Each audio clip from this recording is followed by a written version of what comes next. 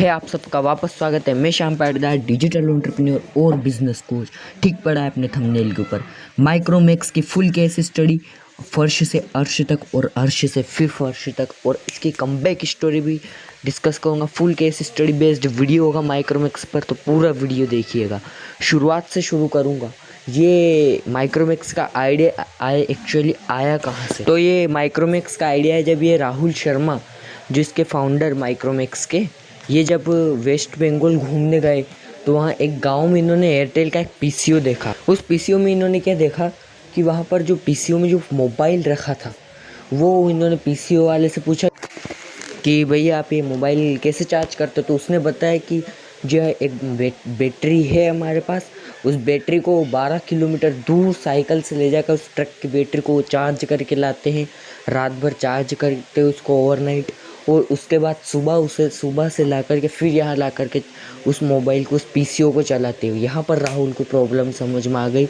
इन्होंने ये वापस दिल्ली आकर के इन्होंने अपनी दोस्तों के साथ मिलकर एक कंपनी फाउंड करी, जिसका नाम इन्होंने रखा माइक्रोमैक्स। लेकिन माइक्रोमैक्स शुरुआत से फ़ोन थोड़ी बनाती थी। माइक्रोमैक्स ने शुरुआत में सॉफ्टवेयर से शुरुआत करी। बाद में जब राहुल को प्रॉब्लम समझ में आई तो इन्होंने जो पीसीओ था उसको डाइवर्सिफाई करके माइक्रोमैक्स के मोबाइल्स लॉन्च किए अपने खुद के रिस्क पे।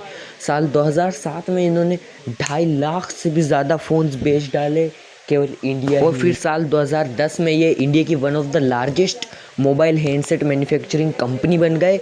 वही 2014 में ये दुनिया की top 10 mobile handset manufacturing companies में 10th नंबर यानी 10वें नंबर पर आ गए। और एक समय में ऐसे कर दिया, एक समय में ये एक ऐसे इंडियन ब्रांड बन गए जो इंडियन यूथ्स के दिलों में छा गए। और 12 अगस्त 2014 को इन्होंने टीवी और टैबलेट मार्केट में भी एंट्री मारी, और इस तरह से मार्केट शेयर बाय वॉल्यूम के मामले में इन्होंने सैमसंग को भी पछाड़ दिया, एक इंडियन कंपनी माइक्रोमैक्स। तो माइक्रोमैक्स ने ऐसा क्या किया कि ये इतने बड़े ब्रांड बन गए, इन्होंने एप्पल और सैमसंग जैसे ब्रांड्स को भी कम्पीट कर दिया, उनको भी पीछे छोड़ दिया। और फिर ऐसा क्या हुआ कि ये अर्श से फिर फर्श पर आ गए। इसकी फेलियर स्टोरी बाद में डिस्कस करेंगे, पहले इसकी सक्सेस स्ट्रेटजीज आपको बताता हूँ।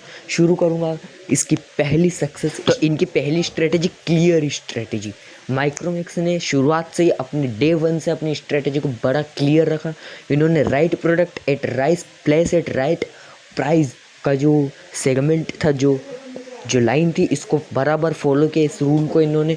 और जो 4 P's ऑफ मार्केटिंग है, जो आप जानते हैं 4 P's of marketing, price, product, place, promotion, इनको इन्होंने बड़े अच्छे से क्लियरली डिफाइन किया अपनी कंपनी की स्ट्रेटजी के अंदर, कंपनी के अंदर देता था। और देखते देखते इन्होंने 560 जिलों में इंडिया के 1,30,000 से भी ज़्यादा रिटेलर्स अपने बनाए।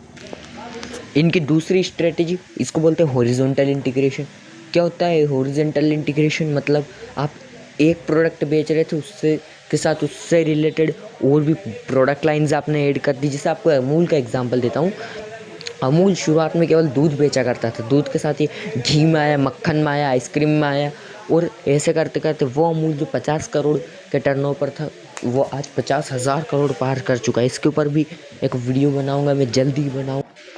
इनकी तीसरी strategy, sponsoring Indian cricket matches. इनको पता था कि इंडियंस को और कुछ पसंद हो ना हो, यहाँ क्रिकेट हर किसी को पसंद है। इधर सभी को सचिन बनने का है, कम हो गया, हाँ, क्रिकेट सबको पसंद है। इसी मौके को इन्होंने भुनाया, और इन्होंने हीरो होंडा जैसी बड़ी कंपनी से क्रिकेट स्पॉन्सरशिप ले करके और अपने ब्रांड के साथ इसको स्पॉन्सर किया। और साल 2014 में इन्होंने बीसीसीआई को इंडियन क्रिकेट मैचेस को स्पॉन्सर करने के लिए लगभग 20 मिलियन रुपए दिए इन्होंने। और ये इस तरह से इंडियंस के दिल में इन्होंने अपनी एक और जगह बना ली, और कई क्रिकेट सीरीज़ को इन्होंने स्पॉन्सर किया। इनकी चौथी स्ट्रेटजी, स्ट्रॉन्ग डिस्ट्रीब्यूशन। अब इन्होंने प्रोडक्ट तो बना लिया अच्छा, लेकिन अब उसे पहुंचाना भी तो है। तो इन्होंने इसके लिए पट डिस्ट्रीब्यूटर्स बनाना शुरू किया, और Tier 1 Tier 2 सिटीज़ से लेकर गांव तक पेनिट्रेट किया मार्केट को, अपने प्रोडक्ट को पहुंचाया। और इस तरह से एक ब्रांड माइक्रोमैक्स का बन गया। लेकिन इनका प्रोडक्ट गांव तक तो पहुंच गया लेकिन इन्हें टॉप ऑफ द पिरामिड जो रिच लोग हैं उनको भी टारगेट करना था, उन्हें भी अपना प्रोडक्ट बेचना था। इसलिए इन्होंने बड़े बड़े स्टोर्स के साथ टाई अप कर लिया, क्रोमा के साथ, रिलायंस डिजिटल जैसे, बिग बाज़ार जैसे स्टोर्स के साथ इन्होंने टाई अप किया, वहाँ अपना प्रोडक्ट बेचवाया, बिकवाया और वहाँ पर अपना प्रोडक्ट प्लेस करवाया। और जो रिच क्लास है उसको भी इन्होंने टारगेट किया, केवल पुअर क्लास पर ही नहीं रहे। वही डिस्ट्रीब्यूटर्स को भी ये ज़्यादा इनकरेज करने के लिए, जहाँ पर बाकी कंपनीज 10 से 8%, 5% का मार्जिन दे रही थी, वही माइक्रोमैक्स ने 15% का मार्जिन देना शुरू। इनकी छठी स्ट्रेटजी इसको बोलते कस्टमर रिटेंशन। कस्टमर रिटेंशन, अब देखिए, अब कस्टमर ले तो आए, अब उस कस्टमर को रिटेन भी तो करना है। चूँकि आप देखिए, एक रूल समझिए, कैलकुलेशन आपको बताता हूँ। नया कस्टमर लाना 7 गुना ज़्यादा महंगा पड़ता है, एग्जिस्टिंग कस्टमर को रिटेन करना 7 गुना सस्ता पड़ता है।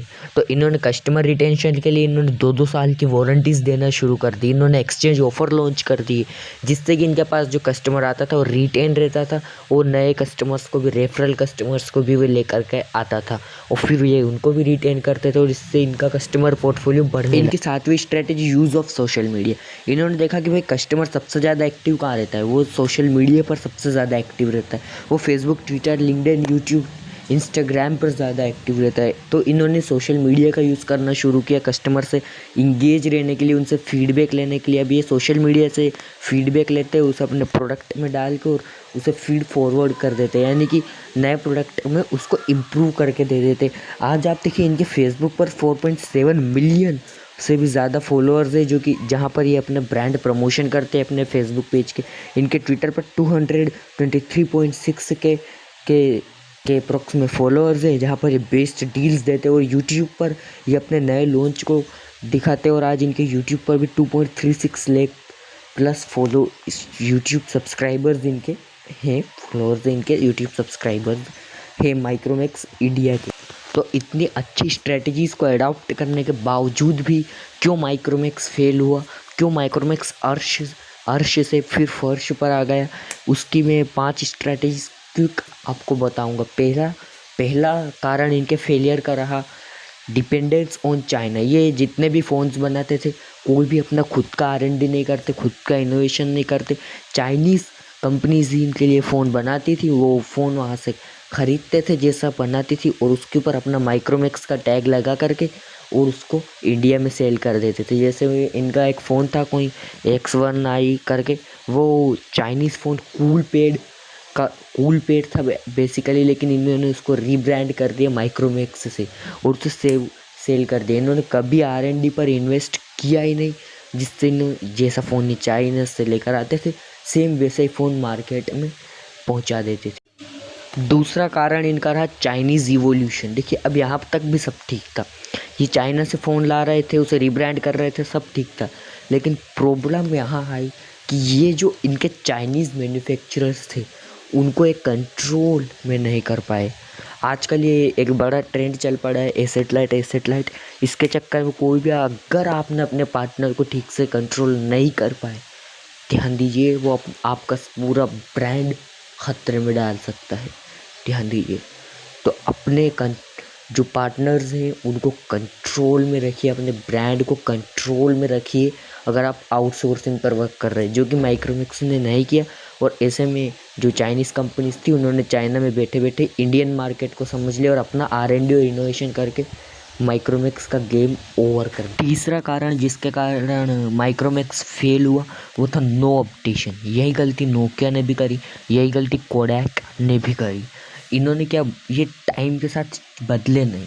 जब 2016 में जियो आया इंडिया में, तो जियो के साथ प्रॉब्लम ये थी कि जियो केवल 4G फ़ोन पर ही चलता था, और जितने भी इंडियन ब्रांड्स थे, वो कोई भी ब्रांड 4G फ़ोन नहीं बना रहा था। वहीं चूँकि जो चाइनीज़ थे, उन्होंने इंडियन मार्केट को समझ लिया था, और फट से इन्होंने 4G फ़ोन्स के साथ एंट्री मारी और इंडियन ब्रांड्स को तहस नहस करके रख दिया।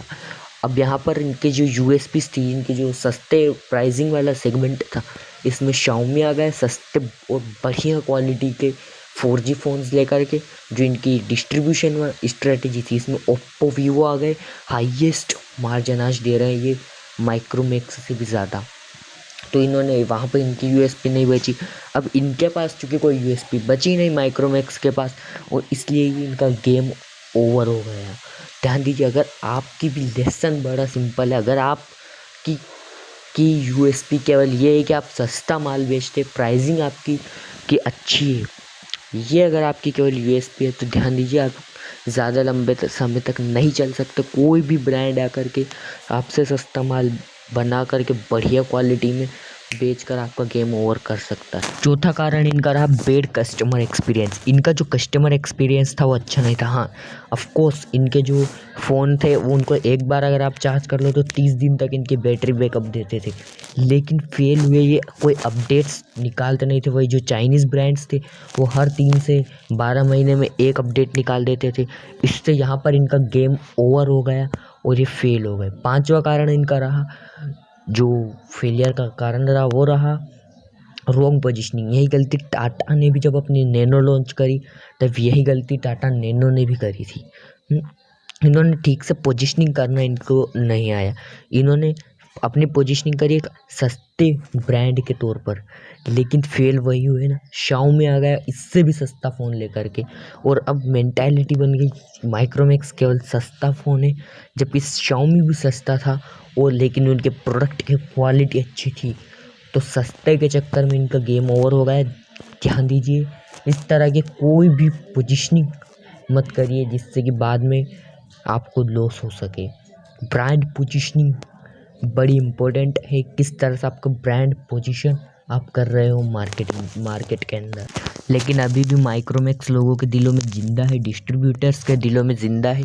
और अभी माइक्रोमैक्स जो है वो अपना 30 नवंबर को नया ब्रांड माइक्रोमैक्स इन लॉन्च करने वाला है जो कि इंडिया को सेंटिमेंटल मार्केटिंग के थ्रू ये प्रमोट करेंगे इसको।